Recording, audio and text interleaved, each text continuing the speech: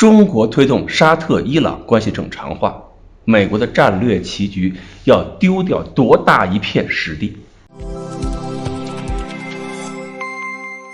各位网友大家好，我是刘小飞。3月10日晚上呢，是突然在各大媒体上、各个微信群里边传一个消息，中国、沙特还有伊朗在北京发表了3方联合声明。声明指出，为响应中国领导人关于中国支持沙特同伊朗发展睦邻友好关系的积极倡议，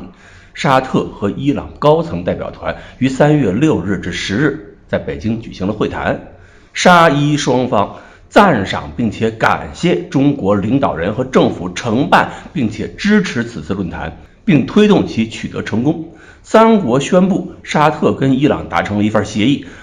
包括同意恢复双方外交关系，在最多2个月内重开双方使馆还有代表机构，安排互派大使，并且探讨加强双边关系。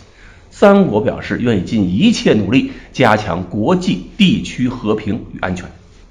很突然，不过也是情理中的事情。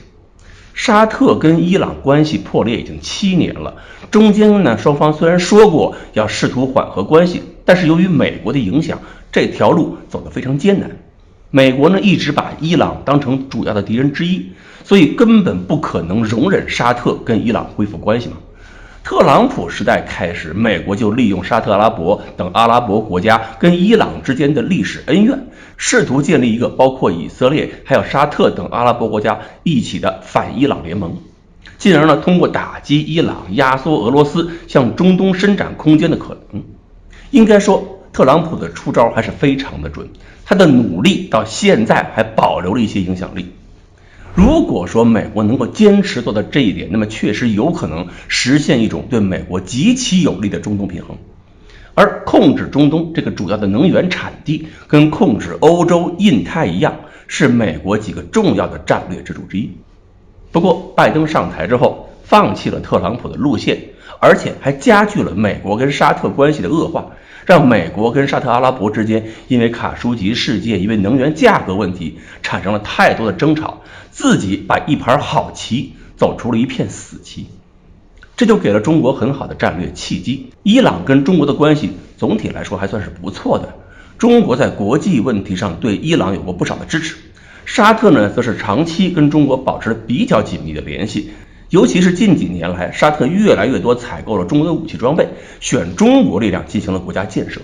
中国的能力还有沙特的财力，让双方对彼此都很看得起，所以以中国在沙特和伊朗双方眼中的形象，是有足够的资本能让沙特和伊朗都接受中国的调和安排。那么即使中国国家领导人访问沙特的时候，公报中某些说法让伊朗不甚满意，伊朗也决定顾大局识大体，不追求这些细节问题。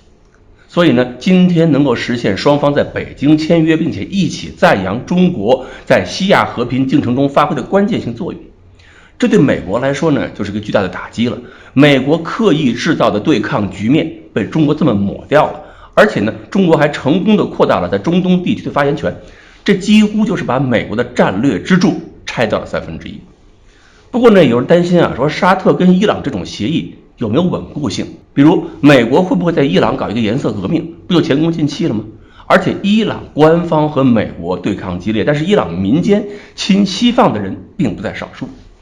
这种担心呢不无道理，不过我们也要注意到，颜色革命这种手法不能老用，这是一种政治毒品。如果美国遇到什么事儿都玩一把颜色革命的话，那么它每成功一次，其他国家对美国的警惕也会增加1分。最后其他国家不仅不会在安全上依赖美国，反而会加剧对美国的防范，还是会让美国丧失战略空间。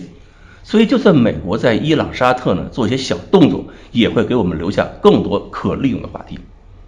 总之呢，我们要努力塑造一个新的外交形象，就是中国可以在中立的立场上化解冲突，各个国家相信中国，依靠中国会更安全。